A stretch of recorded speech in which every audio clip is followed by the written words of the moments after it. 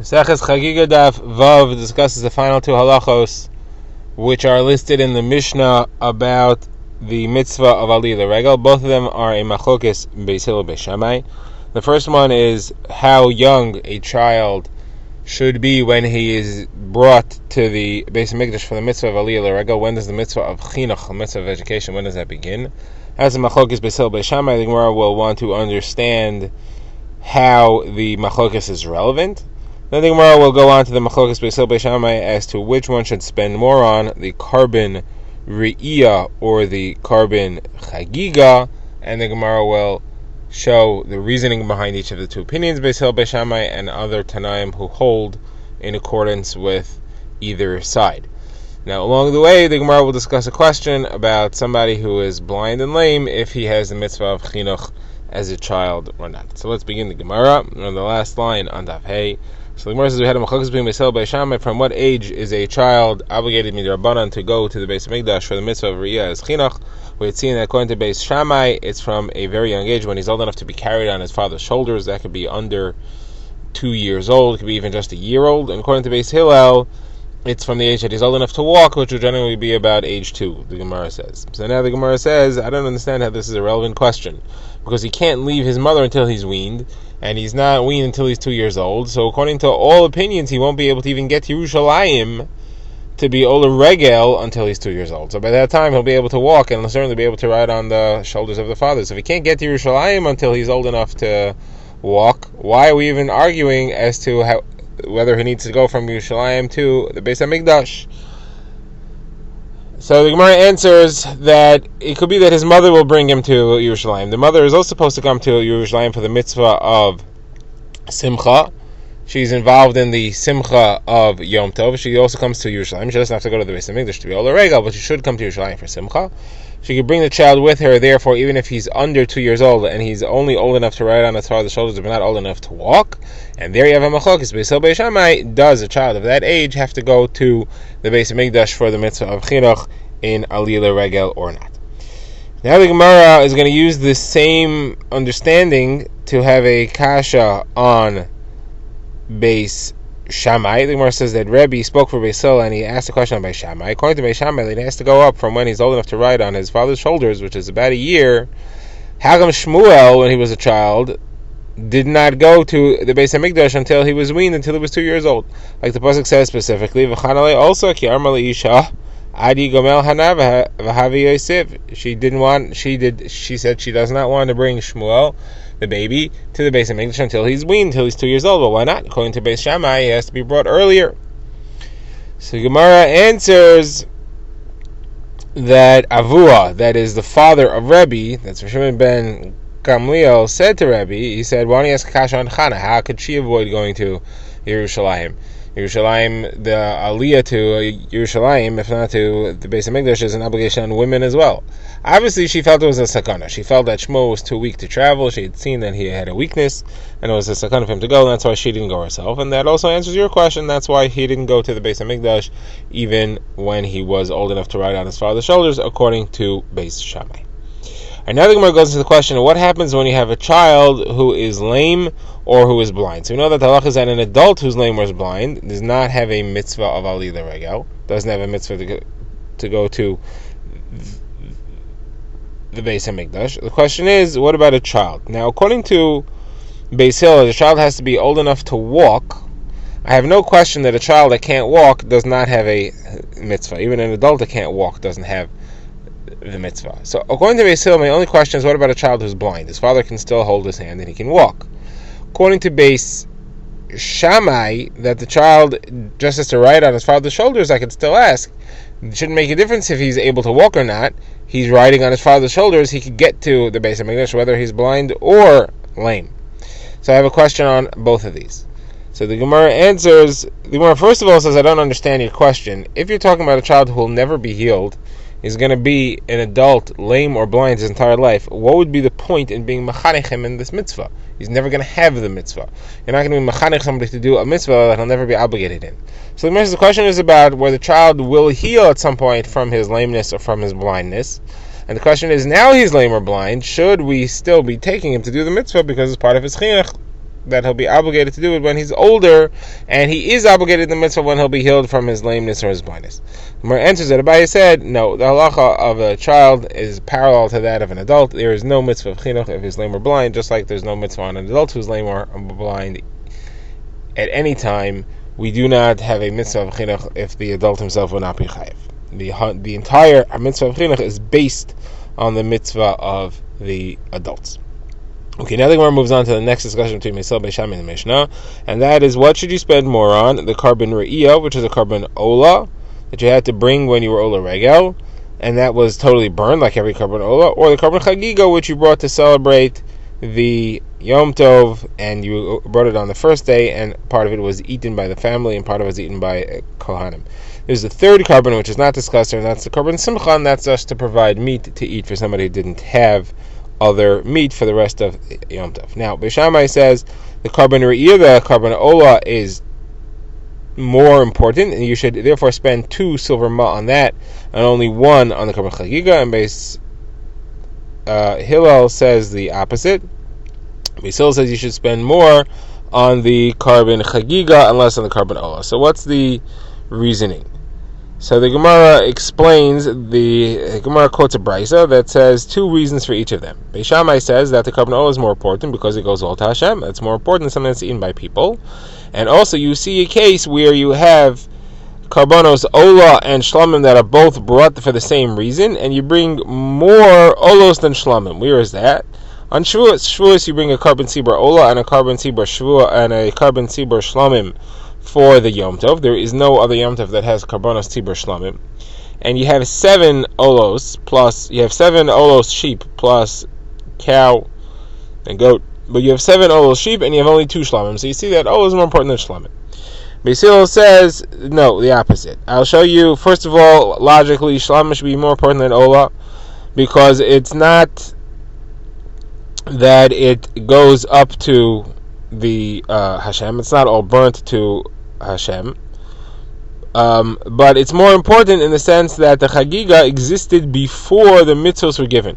Before Maimon Har Sinai, when Klal Yisrael were gathered at the foot of Har Sinai, the pasuk says, "Vayishlach es na'ar b'nei Yisrael vayalu olos vayizbechu zvachim shlamim laHashem parim." So it says Beis Hillel, you see that they brought karbanos shlamim. It says vayizbechu shlamim. So they brought shlamim even before any mitzvahs were given. So shlamim, like the chagiga, which is a shlamim, is so important that it was brought before mitzvahs even. Therefore, it's more important than the carbon ola, the olas re'iyah, and therefore you should spend 2 ma on your chagiga and only 1 on your olas re'iyah. Now, as far as where you see that it's more important in practice, so there you look by the Nisim. The Nisim who brought karbanos for the Chanukas HaMizbeach. They brought olos and they brought shlamim, and they brought significantly more shlamim than they brought olas. They brought 24 shlamim and only 12 olas. Okay, now the Gemara says, what is each one going to do with the others' arguments? So the Gemara first addresses why does Beis Hillel not like Beis Shammai. So they say Beis Shammai's first argument that a carbon olas re'iyah is more important because it goes all to Hashem. They say no. On the other hand, the carbon shlamim is more important because it has 2 eatings. It goes on the mizbeach and it's eaten by the people who bring it, and kohanim, it has 2 achilas, 1 mizbeach and 1 human. So therefore it is more important than the carbon ola, which has only 1 eating, and that is that it's being eaten by the mizbeach, as it were. That means it's burned completely to Hashem. Now, as far as the fact that you learn from Shavuos, where by Shavuos you see that there are more karbanos ola than there are shlamim, you don't learn a carbon yachid from a carbon sibur. Here we're discussing an individual carbon, that of a single person who comes and he brings his olas re'iyah and his shalmei achag. You're not going to learn that out of the halachos of a Yom Tov, where it's karbanos tzibur. Those are different halachos entirely. Okay, now why does Beis Shammai not say like Beis Hillel? So Beis Shammai says, first of all, that which you argue that is brought lifnei hadibor, that there were karbanos shlamim that were brought before Maimon Har Sinai, before any mitzvahs were given, that's not a valid argument, because carbon olas also were. So they are both the same in that respect. The pasuk you quoted says vayalu olos vayizbechu zvachim shlamim. They brought both of them before Har Sinai. So I don't know what that argument is. That's what Beis Shammai says. Now, as far as your argument that you see by the Nisim that there were more Shlomim than there were Olos, that's not an argument. You can't learn from the Nisim. The Nisim was a one-time thing. It was a set of Karbanos brought once. You're not going to learn from there to Karbanos which are brought every year, year after year. So that's how each of them deals with the other's argument. And now the Gemara wants to know, what's Beis Hillel going to do with Beis Shammai's answer? They had a very good response to that he said that Shlomim were brought before any mitzvos were given. The same pasuk says Olos were brought before any mitzvos were given. Where does Beis Hillel see in that Shlomim are better than Olos? So the Gemara says those Olos they didn't count. Those were Olas Tamid. That was not an Olas Re'iyah. We're talking about an Olas Re'iyah. We're talking about an Olah that one brings when he sees a Kadosh Baruch Hu. Those were a regular Karban Tamid that are brought every day. The Shlomim there were Shlomim Chagiga, was part of a celebration of a Kadosh Baruch Hu, of Ma'aven Har Sinai. However, the Olos were not that. Now, Beis Shammai disagrees. Beis Shammai says, no, those were an Olos Re'iyah. They were standing at Har Sinai. They were about to see a Kadosh Baruch Hu, so they brought a Karban Olah Re'iyah, just like we bring every time we're Olah Regal. So, what we have is Machagas Beis Hillel Beis Shammai. Those Karban Olos that were brought right before Matan Torah at Har Sinai, was that a Karban Olas Re'iyah, or is that a Karban Olas Tamid? Was that a regular Tamid that's brought every single day for all years? So the Gemara says that Abai says that there are 4 other Tanaim, 2 and 2, that come down on each side of this argument. You have Rabbi Elazar and Rabbi Shmuel, who say like Beis Shammai that those were in Olas Re'iyah. And you have Rabbi Akiva and Rabbi Aglili that say that they were in Olas Tamid. And now the Gemara is going to quote Brises for each of these to show you each of these 4 opinions. So the Gemara starts with Rabbi Shmuel. Rabbi Shmuel, we said, says like Beis Shammai that they were a Olas Re'iyah. So the Gemara quotes a Brisa. We have a machlokes between Rabbi Shmuel and Rabbi Akiva about what was said on Har Sinai. According to Rabbi Shmuel, only the basic rules of the mitzvos, like the Aseres Dibros, were said on Har Sinai. The details were said later in the Ohel Moed, when HaKadosh Baruch Hu met, as it were, with Moshe, and he gave him the details of those halachos. Rabbi Akiva says, no, actually, the halachos were said and repeated 3 times. Every single detail, every mitzvah was said on Har Sinai. Every single detail was repeated in the Ohel Moed, and every single detail was repeated again when they stood on Arvos Moav, where it says Hoel Moshe Be'eretz HaTorah. Now, what we see from this, therefore, is as follows. According to Rabbi Akiva, Klal Yisrael had all the halachos of Karbanos pretty much right after Har Sinai. So from then until the Mishkan was built, they could keep all the halachos of a Karban Olah already. They could do the skinning and the cutting up, which are necessary parts of the Karban Tamid service. So therefore, it makes sense to say that they had brought Karbanos Tamid on Har Sinai, and they got the halachos right there the next day, and the Karban Tamid was brought every day continually from then on, and it was done properly because they learned halachos already. However, according to Rabbi Shmuel, you cannot say that they knew those halachos. They didn't learn the details of the halachos until 10 months later when the Mishkan was built. So if they started bringing Karbanos Tamid before Har Sinai, then they were continuing bringing Karbanos Tamid for the next 10 months without knowing the halacha of skinning and cutting up, the proper way to bring it. That would mean that those halachas changed. They brought it for 10 months without the proper halachos, and then they changed and they instituted the halachos of cutting up and skinning. Says the Gemara, it's not logical to say that they changed how they did the Karban Tamid. Therefore, we have to say that they never brought a Karban Tamid until they got full, complete instructions when the Ohel Moed is put together and HaKadosh Baruch Hu spoke to Moshe there. Therefore, we have a source that Rabbi Shmuel held that those Karbanos which were brought at the foot of Har Sinai before Matan Torah could not have been a Karban Tamid. Karbanos Tamid did not begin until 10 months later. Therefore, there must have been a Karban Olas Re'iyah, just like Beis Shammai holds. So there we have Rabbi Shmuel going like Beis Shammai. Next one that the Gemara brings is Rabbi Elazar. Rabbi Elazar is in a brayso that's commenting on the pasuk describing the mitzvah of Karban Olas Tamid, the Karban Tamid that's brought every day. And over there the pasuk says, Olas Tamid ha'asuyo b'Har Sinai, the Karban Olas Tamid which was done on Har Sinai, which was made on Har Sinai. So Rabbi Elazar says this was not made on Har Sinai, it was just told on Har Sinai. All it says here was that it was told on Har Sinai how to make it. They didn't actually bring it. So there you see, Rabbi Elazar holds that the Karban that they brought there must have not been a Karban Tamid, must have been a Karban Olas Re'iyah, like Beis Shammai says. Now, Rabbi Akiva, in that same brisa, disagrees, and this is going to be our source that Rabbi Akiva says that was a carbon tamid. Rabbi Akiva says no, it was taught and it was brought, and they never stopped bringing it all 10 months until the Mishkan was put up. This fits with Rabbi Akiva's opinion in the previous brisa, where he holds that all the details of the halachas were taught on Har Sinai as well. So now we have a source, therefore, for Rabbi Elazar, who says like B'Shamai, and Rabbi Akiva, who says like Beis Hillel, that there was a carbon tamid brought then. The only thing that remains to be seen is Rabbi Yossi Haglili. The Gemara quotes the brisa of Rabbi Yossi Haglili, who says that there are 3 mitzvahs that Klal Yisrael did on every aliyah l'regel: Olas Re'iyah, Chagiga, and Simcha. And he says each one had some aspect in which it was different than the other 2. The carbon Olas Re'iyah is different than the other 2, is that it's the only one that's a carbon Ola. The Chagiga and the Simcha, the Shalmei Simcha, are both Shlomim. Now, the carbon Chagiga is different than the other 2, in that the carbon Chagiga was brought before Ma'amid Har Sinai, before Klal Yisrael got any mitzvahs. The other 2 were not brought yet. The other 2 were brought only after Har Sinai. There is our source. There you see clearly that Rabbi Yossi Haglili says that the carbon that they did bring that was an Ola was not an Olas Re'iyah. It must have been something else, and it will be like Beis Hillel says, it was an Olas Tamid. Now, just to finish off with the difference, the carbon Shalmei Simcha is different than the other 2, because the Shalmei Simcha, women are included in that mitzvah. Rashi gives the source. It says, V'samachta ata ubeisecha, you and your home, to include your wife, and therefore women are included. The other karbanos are mitzvahs asesha zman grama. Well, this one also is, but this one has a special inclusion. The other one does not have any inclusion, so therefore they're not included in the mitzvah of Chagiga or the mitzvah of Olas Re'iyah. Not responsible for those. Okay, there we have the sources of all 4. The Gemara just has a kasha here. We ended up saying that Rabbi Shmuel has to hold like Beis Shammai. That's not good. We don't want Rabbi Shmuel to be going like Beis Shammai, because the halacha is always like Beis Hillel, and Beis Shammai doesn't even count as a Mishnah.